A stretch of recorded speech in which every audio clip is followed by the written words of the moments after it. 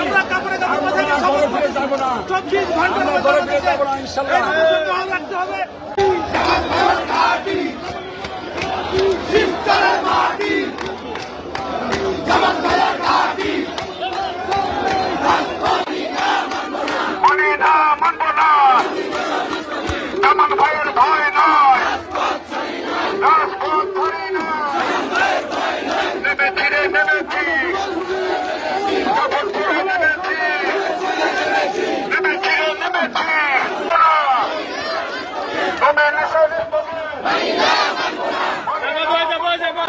আমার ভাইয়ের ভয় নয়, আওয়ামী লীগের দালালেরা হুঁশিয়ার সাবধান, যুবলীগের দালালেরা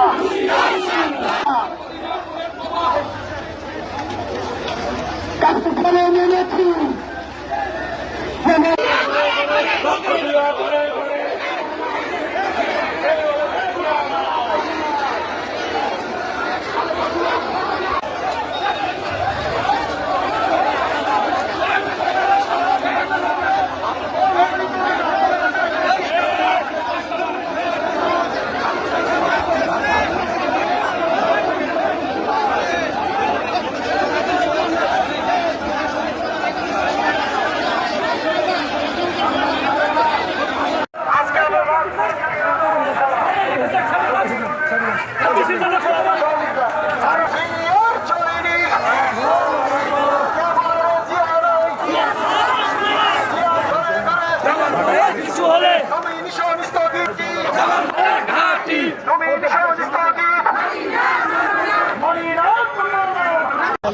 দেখছেন জনগণ শিবচরবাসী যারা আছেন তারা একসাথে এই জায়গাতে জড়ো হয়েছে আজকে 71 রোডে।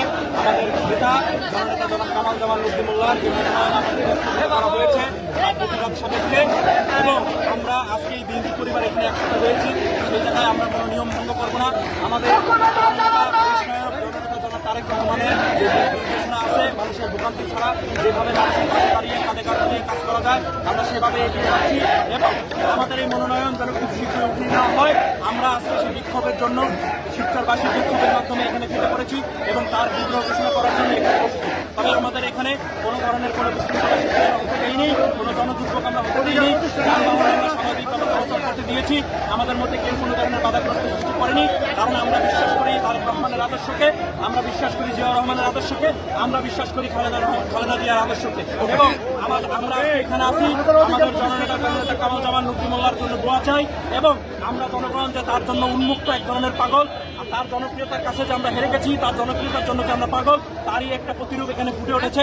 আমরা আশা করবো জননেতা জনাব তারেক রহমানের কাছে আকুল আবেদন জানাবো আমাদের এই মনোনয়ন দ্রুত স্থগিত উঠিয়ে নেওয়া হোক, এবং এই আশা ব্যক্ত রাখে আমি আমার কথা শেষ করছি।